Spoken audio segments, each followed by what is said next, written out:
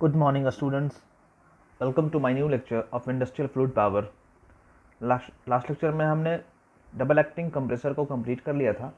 वहाँ पर हमारा रेसिप्रोकेटिंग कंप्रेसर कंप्लीट हो गया है। आज हम लोगों को रोटरी कंप्रेसर शुरू करना है, तो शुरू करते हैं आज का लेक्चर। रोटरी कंप्रेसर क्या होता है? ऑलरेडी हम लोग रोटरी पंप पढ़ चुके हैं। रोटरी पंप क्या होता है, उसी तरह से सेम टू सेम जैसा रोटरी पंप का प्रिंसिपल है, same to same rotary compressor का प्रिंसिपल है। यहाँ पर रोटरी कंप्रेसर में क्या होता है, ये भी एक तरह का पॉजिटिव डिस्प्लेसमेंट पंप है। मतलब किसी भी एक स्पेस में ट्रैप करके गैस को, एयर को ट्रैप करके, एक फिक्स्ड मास को ट्रैप करके हम लोग क्या करते हैं, उसके प्रेशर को रिड्यूस करते हैं बाय डिक्रीजिंग द वॉल्यूम। मतलब वॉल्यूम को डिक्रीज करके वहाँ पर हम गैस का प्रेशर को इंक्रीज करते हैं। ये भी एक तरह का पॉजिटिव डिस्प्लेसमेंट पंप है।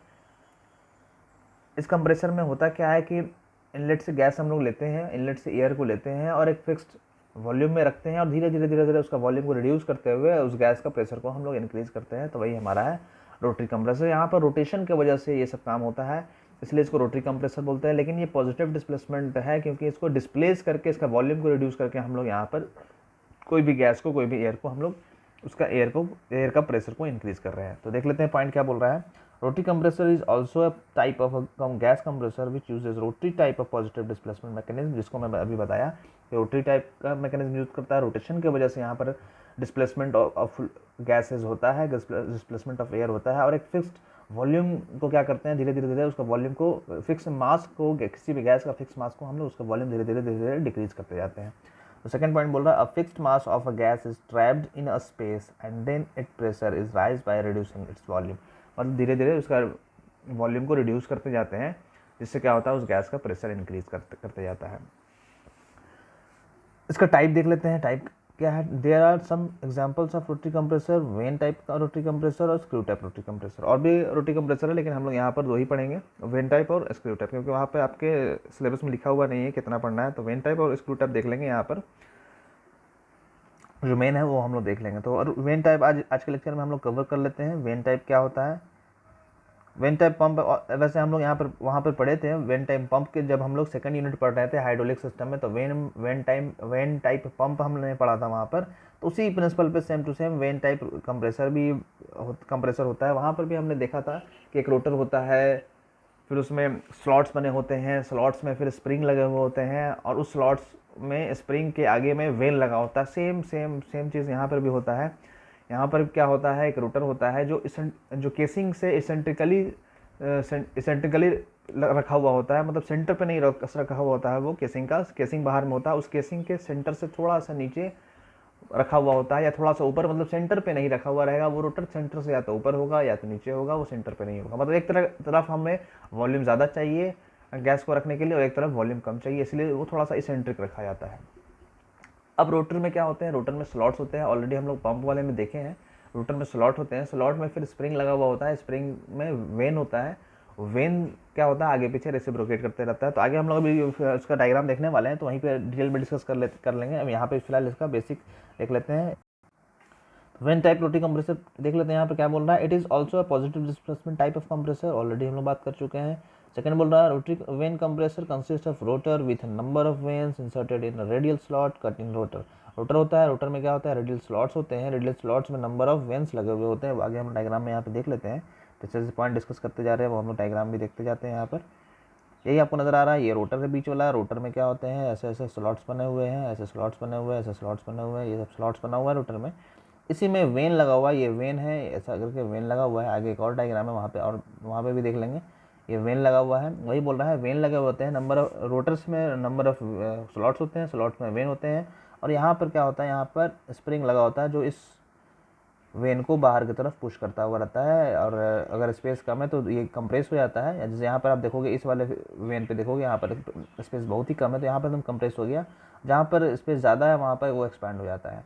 तो ये उसका कंस्ट्रक्शन अभी हम लोग डिस्कस कर रहे हैं। देख लेते हैं आगे क्या बोल रहा है। The principle of operation of vane compressor is similar to the hydraulic vane pump. वही बता रहा था मैं कि जैसा हाइड्रोलिक पंप में काम होता है, हाइड्रोलिक वेन पंप हमने पढ़ा होगा, वहाँ same to same vane compressor भी उसी तरह से काम करता है, उसी प्रिंसिपल पे काम करता है।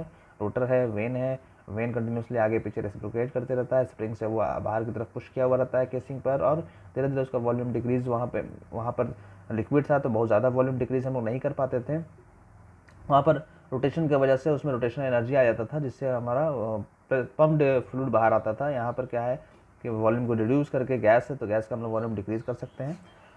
लास्ट पॉइंट बोल रहा है the rotor is eccentric to the casing, as rotor rotates the vane follow the inner surface of the casing. वही बोल रहा है रोटर जो होता है वो इसेंट्रिक होता है केसिंग के, मतलब केसिंग के सेंटर पे नहीं होता है, वो इसेंट्रिक होता है थोड़ा सा। The vane follow the inner surface of the casing, और वेन जो होता है वो इनर सरफेस, केसिंग का इनर सरफेस को फॉलो करता है। मतलब अगर जहाँ पर सरफेस नज़दीक है वहाँ पर वेन अंदर की तरफ स्लॉट में चला जाता है, जहाँ पर केसिंग का जो ये है, केसिंग बाहर की तरफ है, इनर सरफेस केसिंग का बाहर की तरफ है, तो वहाँ पर थोड़ा सा बाहर निकल जाता है, वो आगे की तरफ एक्सटेंड हो जाता है।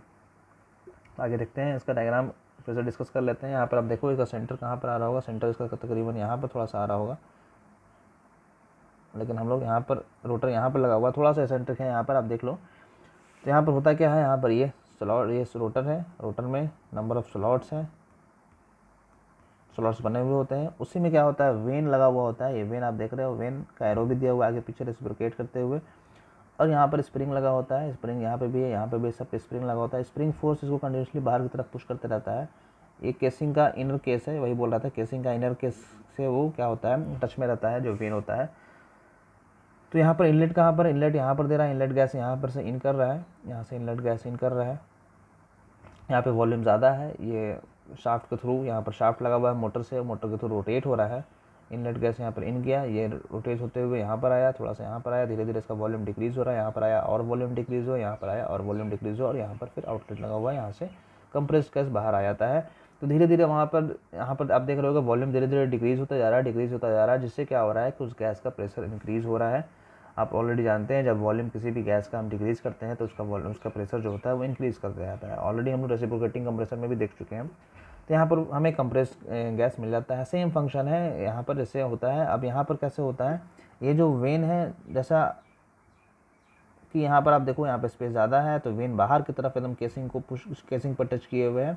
जैसे जैसे इधर रोटेट हो रहा है वहाँ पर वेन क्या हो रहा है, धीरे धीरे स्लॉट्स के अंदर चलता जा रहा है। यहाँ पर देखो, यहाँ पर ये लेंथ और ये लेंथ आप देखोगे ये कम है, यहाँ पर, यहाँ वाला कम है, यहाँ वाला ज़्यादा है। और थोड़ा सा इधर टर्न हुआ और टर्न हुआ तो यहाँ पर और कम हो गया, यहाँ पर और कम हो गया। यहाँ पर सब स्प्रिंग कंप्रेस होता जा रहा है। स्प्रिंग कंटिन्यूसली इस पर फोर्स लगा रहा है लेकिन स्पेस नहीं है इसके पास, तो वो कंप्रेस हो गया है और वो आगे की तरफ बढ़ता जा रहा है, बढ़ता जा रहा है। तो यहाँ पर से गैस इन कर रहा है और वो कंप्रेस होते हुए यहाँ पर गैस आउट होता हुआ फिर बाहर की तरफ, यहाँ फिर यहाँ कंप्रेस्ड गैस निकल गया। निकलने के बाद ये कंटिन्यूसली रोटेट होते जा रहा है, यहाँ से निकलते जा रहा है और फिर यहाँ पर ये एम्प्टी होकर फिर यहाँ पर यहाँ जा रहा है, यहाँ से फिर से गैस ले लेता हुआ फिर आगे रोटेट होता जा रहा है। सेम फंक्शन है जैसा पंप में हमने पढ़ा था, यहाँ पर भी सेम फंक्शन है। यहाँ पर गैस है तो वॉल्यूम डिक्रीज होता हुआ कंप्रेस होता जा रहा है। आगे भी देख लेते हैं इसका डायग्राम, वहाँ पर भी डिस्कस कर लेते हैं। ये इसका डायग्राम है कैसे इन कर रहा है, यहाँ पर एरो से दिखाया गया। आप देखो यहाँ पर, यहाँ से इनलेट फ्रेश एयर यहाँ से इन किया, इन होकर यहाँ पर आया। ये रोटर, ये वाला रोटर है, ये जो ऐसा वाइट कलर का दिखा रहा है ये रोटर है।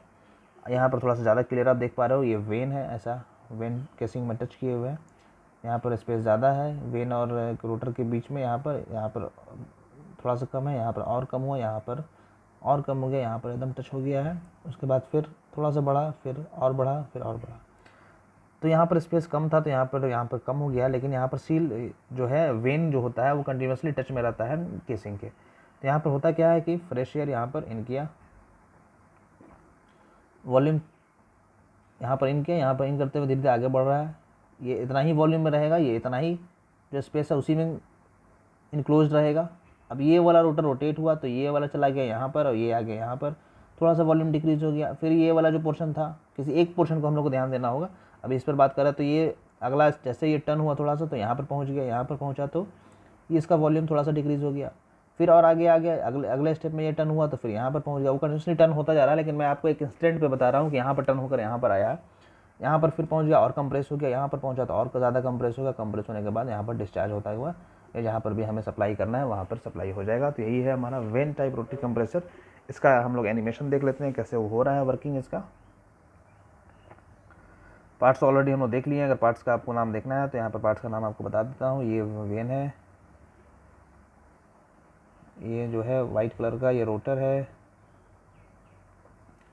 और जहाँ जिसमें वेन जो हो रहा है रेसिप्रोकेट कर रहा है, जो ब्लैक कलर का नज़र आ रहा है वो स्लॉट्स है। उसी स्लॉट्स में स्प्रिंग भी रहते हैं तो वो स्लॉट्स है। यहाँ पर आपको ये डिस्चार्ज साइड है, आउटलेट पोर्ट लिख दो यहाँ पर, आउटलेट पोर्ट, ये जो है इतना इतना बड़ा यहाँ पर दिखा रहा है, ये इनलेट पोर्ट यहाँ पर दिखाया है इस फिगर में, इनलेट पोर्ट यही है। और ये जो बाहर का है ये केसिंग है, ये पूरा जो है ये केसिंग है। इसका एनिमेशन देख लेते हैं। तो यहाँ पर हमारा गैस इन कर रहा है, फ्रेश एयर इन कर रहा है, जो ब्लू कलर से दिखाया जा रहा है। यहाँ पर देखोगे आप एक इंस्टेंट पर, यहाँ पर एक इंस्टेंट पर देख रहे होगे, यहाँ पर थोड़ा वॉल्यूम ज़्यादा है, और जैसे जैसे ये नीचे जा रहा है वैसे वैसे इसका वॉल्यूम डिक्रीज़ होता जा रहा है।